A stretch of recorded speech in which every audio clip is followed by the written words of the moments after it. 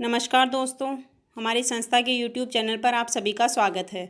आज हम बात करेंगे बांझपन, उसके कारण, लक्षण और साथ ही साथ आयुर्वेदिक इलाज की। बंधत्व का अर्थ होता है जब कोई स्त्री और पुरुष शादी के बाद 1 वर्ष से अधिक बच्चे की योजना के साथ संभोग करे किंतु स्त्री गर्भ धारण नहीं कर पाती है, तो ऐसी स्थिति को बांझपन कहा जाता है। बांझपन को बंधत्व, बंध्या या इनफर्टिलिटी आदि नामों से भी जाना जाता है। वर्तमान समय में बांझपन की समस्या विकराल रूप धारण करती हुई नजर आ रही है, जिसका कारण भी इंसान स्वयं ही है। वर्तमान समय में इंसान आधुनिकता की तोड़ में भागे चले जा रहा है और प्रकृति से दूर भागता जा रहा है। इसी का दुष्परिणाम है बंधत्व अर्थात बांझपन। बांझपन का अर्थ है बंजर भूमि अर्थात किसी प्रकार के पौधे के विकास के लिए अनुपयोगी भूमि। ठीक वैसे ही गर्भाशय में किसी प्रकार की समस्या होने पर गर्भ का नहीं ठहर पाना ही बांझपन है। इनफर्टिलिटी या बांझपन के प्रकार। प्राथमिक बंधत्व या प्राइमरी इनफर्टिलिटी, जब महिला पुरुष संतानोत्पत्ति की कामना से संबंध बनाने के बाद भी स्त्री कभी गर्भ धारण नहीं करती है तो उसे प्राथमिक बांझपन कहा जाता है। आयुर्वेद में इसे आदि बंध्या के नाम से जाना जाता है। द्वितीयक बांझपन या सेकेंडरी इनफर्टिलिटी, जब स्त्री पुरुष संबंध बनाने के बाद एक बार गर्भ धारण हो जाता है, गर्भ धारण के बाद गर्भपात हो जाता है या बच्चा जन्म ले लेता है किंतु दूसरी बार गर्भ धारण नहीं हो पाता है, तो ऐसी स्त्री को द्वितीयक बांझपन कहा जाता है।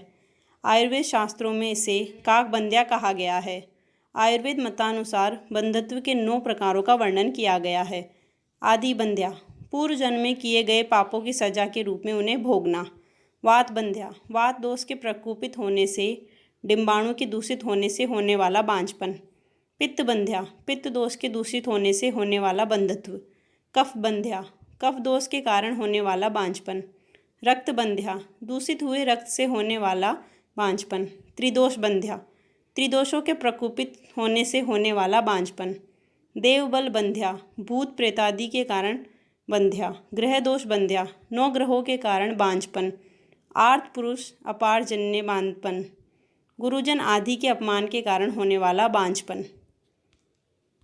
बांझपन के कारण। गर्भधारण करना एक जटिल प्रक्रिया होती है जिसमें सबसे अधिक आवश्यक होता है पुरुष के शुक्राणु व स्त्री के डिंबाणु का आपस में सही तरीके से बिना किसी अड़चन के निषेचन हो जाना।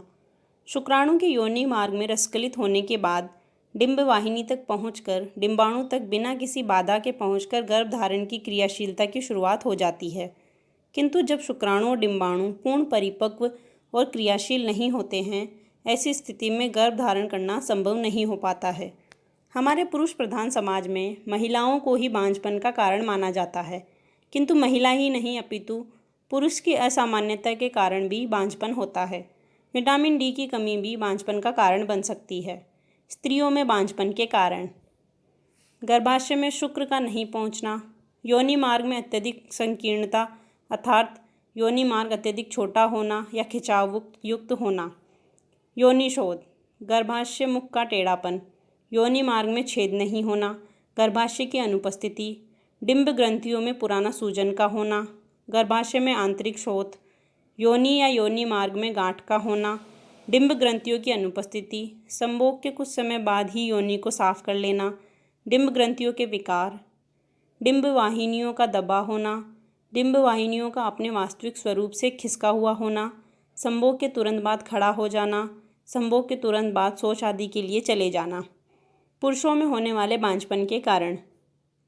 अपुष्ट शुक्राणु होना, अधोमूत्र मार्ग, उदर मार्ग, वृषण का अपुष्ट होना, शुक्र मार्ग में सूजन का होना, अधिवृषण में सूजन का होना, शुक्र वाहिनियों की असामान्यता, पुराना मधुमेह, संभोग की अज्ञानता, मोटापा, कुपोषण, संभोग के समय गलत आसनों का प्रयोग। बांझपन के लक्षण। योनि में सूखापन, संभोग के समय में कमी होना, सोते समय पसीना अधिक आना, मासिक धर्म की अनियमितता, संभोग के प्रति उदासीनता।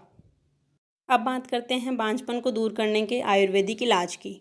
आयुर्वेद में किसी भी व्याधि का उपचार रोगी व्यक्ति के लक्षणों से ही नहीं बल्कि उसकी प्रकृति व प्रकुपित दोषों के आधार पर किया जाता है। बांझपन के उपचार में आयुर्वेद का पंचकर्म चिकित्सा का अत्यंत प्रभावी परिणाम देखने को मिले हैं। पंचकर्म के माध्यम से शरीर का शोधन किया जाता है, जिससे दोषों को साम्य अवस्था में किया जाता है। उसके पश्चात आयुर्वेद औषधियों का सेवन करवाया जाता है, जिससे कि सेवन करवाई हुई औषधियों का पूर्ण लाभ रोगी महिला को प्राप्त हो सके और उसको बांझपन जैसी समस्या से छुटकारा मिल सके।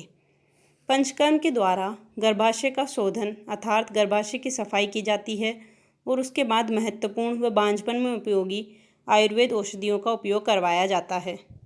अब बात करते हैं उन प्रक्रियाओं का जो बांझपन के लिए अत्यंत उपयोगी साबित हो रही है। वमन कर्म के द्वारा रोगी महिला के बढ़े हुए कफ दोष को साम्य अवस्था में लाया जाता है। गर्भाशय में बढ़े हुए कफ दोष ही सबसे बांझपन का सबसे बड़ा कारण बन रहा है। बढ़ा हुआ कफ शुक्र को गर्भाशय तक पहुंचने में बाधा उत्पन्न करता है, जिसका उपचार वमन क्रिया द्वारा आसानी से हो जाता है। विरेचन के माध्यम से रोगिणी महिला के बढ़े हुए पित्त दोष को साम्य अवस्था में लाया जाता है।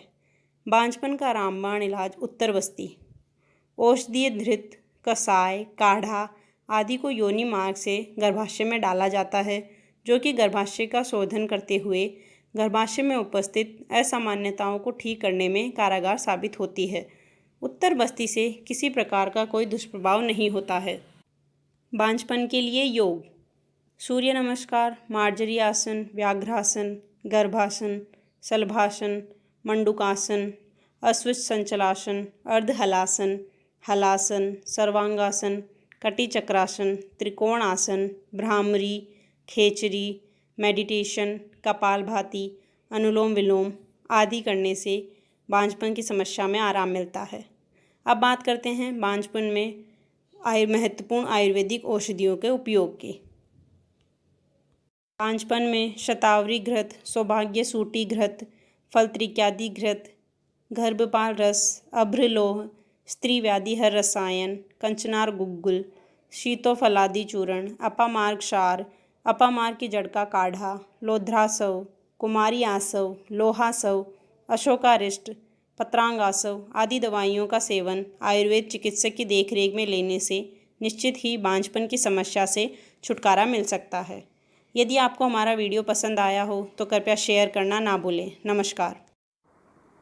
इस विषय से संबंधित और अधिक जानकारी के लिए नीचे डिस्क्रिप्शन बॉक्स में लिंक दिया हुआ है।